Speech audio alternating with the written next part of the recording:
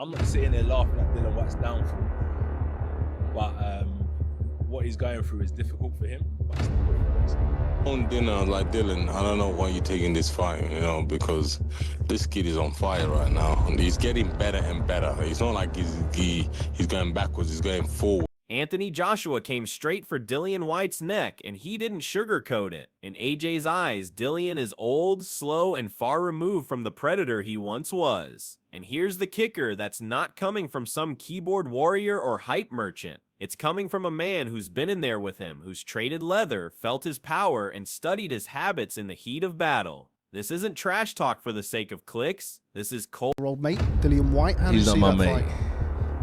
He's not my mate. I just think he waffles a bit, to be fair. He has a lot to say. He's just focused on his own career, man. Focused on his own stuff, man. That's just what I have to say about it.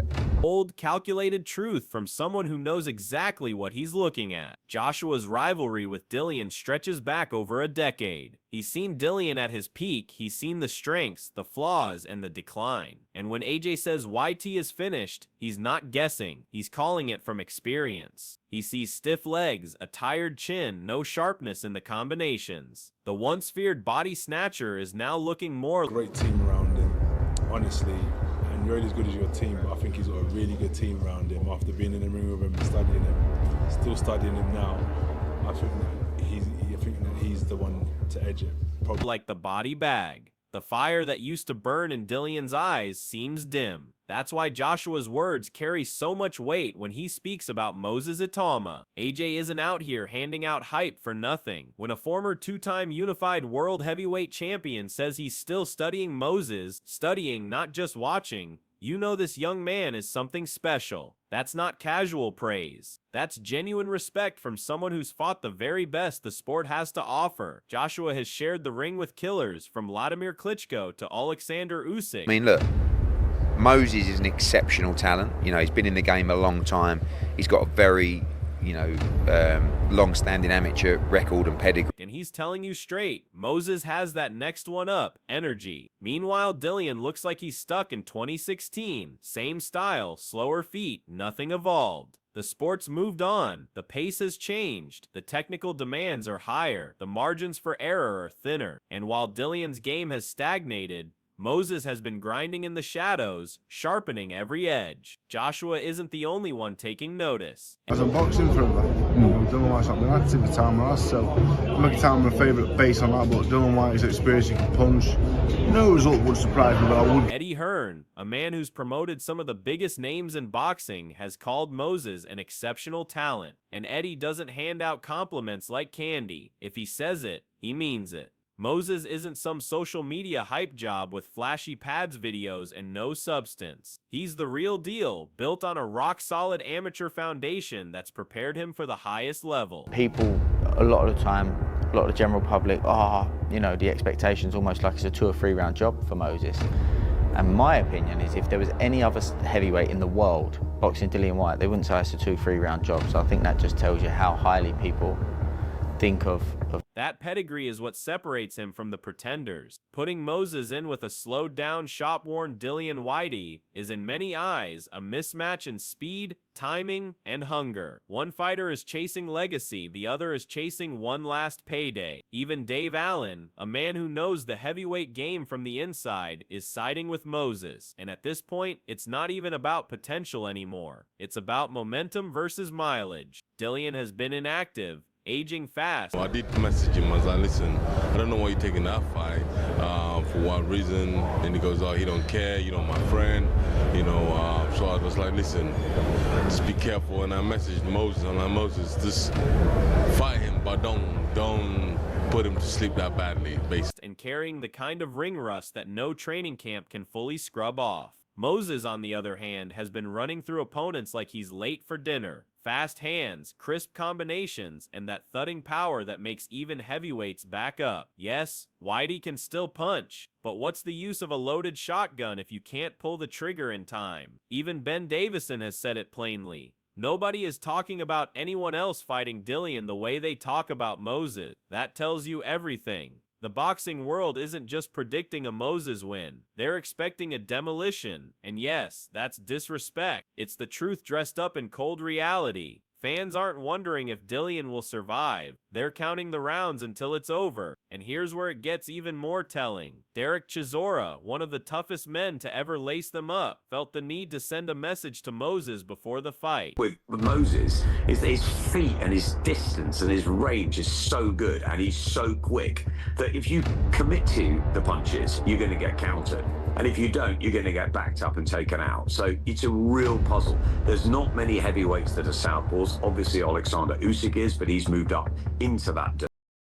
And it wasn't trash talk. It was more like a plea. Chisora's basically telling Moses, go easy on Dillian. What does that tell you? Chisora has been in there with both men. He knows the feel of their power, the pace they bring, and the damage they can dish out. And if he's hinting that Moses should take it light, that's fear disguised as advice. When veterans start looking out for each other like this, it means they see the storm coming. Adam Smith has been equally clear Moses Itauma is a nightmare matchup for Dillian Whyte. His footwork is on a different level to most heavyweights. His timing razor sharp. Against Moses, Whyte is in a lose-lose. Step forward and you get clipped clean. Hang back and you get hunted down, cut off, and bullied. This won't be the slow-paced chess match Whyte's used to. This is high-speed heavyweight warfare. But he's the next in line. I think he's the future of the heavyweight division. I think he's an outstanding talent. I think he's got a good team around him. Ben Davison and Lee Wiley is the brains that study everything. And they use what we call video analysis now in boxing. They're the one team. Moses has that rare blend. Slick southpaw movement combined with destructive punching power. It's the kind of style that can make a tough veteran look ordinary. And Dillian, for all his toughness, has always been hittable. Now with slower reflexes and a chin that's been cracked before, it's not just risky for him to be in there. It's dangerous. Once upon a time, Whyte was the puzzle. Now he's the one getting solved in real time. And Moses isn't coming in to edge a points win. He's coming in to close the show. Tony Bellew sees it too. He's calling Moses the future. And coming from Bellew, a man who's fought at the top level and lived the sport inside and out, that's no small compliment. Bellew's even compared Moses to Alexander Usyk, and that's about as high as praise gets. Usyk rewrote the heavyweight rulebook with his movement, speed, and IQ. Bellew. That's a good fight, actually, especially for Moses. I think it's a very good time to fight Dillian. He's had a couple of years out the ring. But, you know, make no mistakes, Dillian Whyte is a massive puncher to head and body. I know he's taking it very serious. I'm speaking to Ty Mitchell, who's in training camp with him. And looking forward to the fight. You know, it's a big step up for Moses because he hasn't really fought anybody on Dillian's level. The old Dillian, it was a couple of years ago. And it's going to be interesting to see how much that Dillian Whyte sees Moses carrying that same pen. Bellew's only concern? Size. But even he admits it doesn't matter in this era. This isn't the age of lumbering 260-pound giants winning on brute strength. It's the age of speed, precision, and adaptability, and Dillian no longer operates at that level. Bellew sees a huge gap, and he's not wrong. Whyte's stuck repeating the same patterns that got him iced by Alexander Povetkin. Moses is out here adapting, evolving, and outclassing opponents. Even Tyson Fury, never shy about speaking his mind, is keeping it real. He said this fight comes at the perfect time for Moses. Whyte's had years off, and you can't cheat time. No matter how hard you train, Father Time keeps ticking. Fury hints at the truth. The Dillian Whyte until that new star establishes themselves. So just wait and see, but it's exciting. What do you make of Itauma versus Dillian Whyte? It's a good fight. Dillian likes to fight. He'll have a tear up. Yeah. You know, you can't test this man for honors. You know, he'll fight anybody and everybody.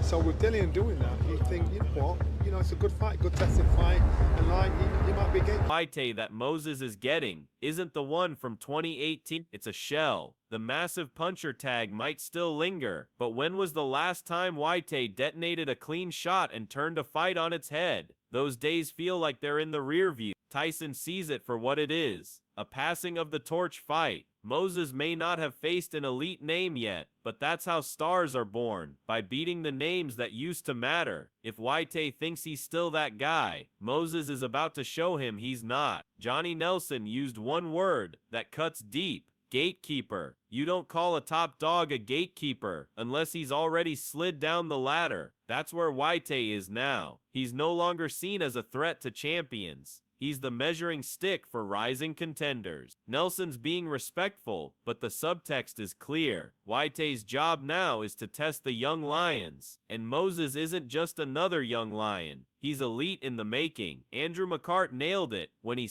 I mean, I like the fight. The reason being is because Moses Itauma, we've been saying now, is that guy. He needs that test. He needs that step up. And I think Dillian Whyte is that guy. Dillian Whyte's probably found it hard now to get that big fight. He's probably said, I'll fight Moses Itauma if you give me X amount of money.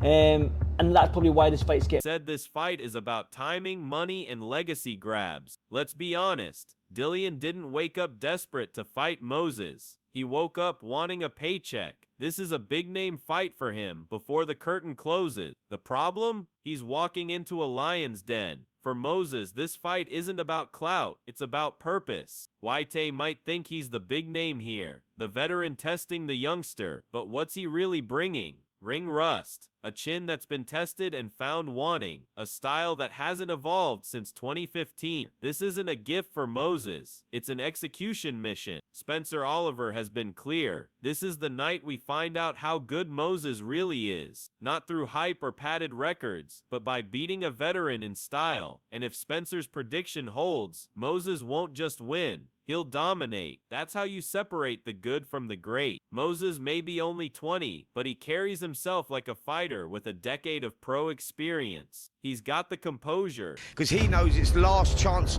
saloon for him. He needs the victory here. So, look, we find out just how good Moses Itauma is, I think, on the 16th of August when he boxes Dillian Whyte, because I think he wins it and wins it in style. But everyone they put in front of him so far, he's just dismantled. I think this kid's going to go on and win a world title. The ring IQ and that killer instinct you can't teach. A one-sided win here puts the entire heavyweight division on notice. And Spencer's no casual. If he says Moses is world title material, people listen. Adit Oladipo adds another layer. Cultural context. This isn't just a fight, it's generational warfare. Moses grew up watching Dillian throw tables, cause chaos, headline big nights. Back then, Whyte was that guy. Now he's the target, the measuring stick, the reminder of a fading era. Adit's warning is clear. If Whyte wants a chance, he has to summon that old school dog before the first bell even rings. Because in the ring, youth, speed, and hunger will overwhelm him. Moses is everything Dillian once was, only sharper, fresher, faster. And if Whyte doesn't bring that same relentless fire we used to love, he's gonna get run over by a new breed that's not just quicker, but smarter. This fight is a collision between eras. On one side you have Dillian Whyte, the old warhorse, battered by years of wars, fighting not just his opponent, but time itself. Once a feared brawler, now reduced to proving he can still hang. On the other, see the old school Dillian Whyte who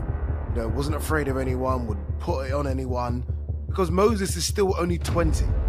And I almost feel like if Dillian needs a path to victory, it might start from outside the ring first, and then we'll see. Because there would have been a time when Moses has grown up and he's watching Dillian Whyte. You have Moses Itauma, the young phenom, with speed, composure, and instincts beyond his years. If Moses wins big, it's the changing of the guard. It launches him into contender status and sends a message to every heavyweight. The future is here. If Whyte somehow wins, it's a career revival for the ages. A silencing of critics and a reminder of why he was once feared. But let's be real, all signs point one way. Moses is fresher, faster, hungrier. Whyte looks like a man nearing the end. Mentally, Moses is locked in. Physically, he's levels above. This isn't just a fight, it's a takeover. And it's time the old guard made way. So here's the question. Are you riding with Moses Itauma to tear through the heavyweight ranks? Or do you believe Dillian Whyte's got one last war left in him? Drop your predictions in the comments. Who wins? How and why? Let the debate begin.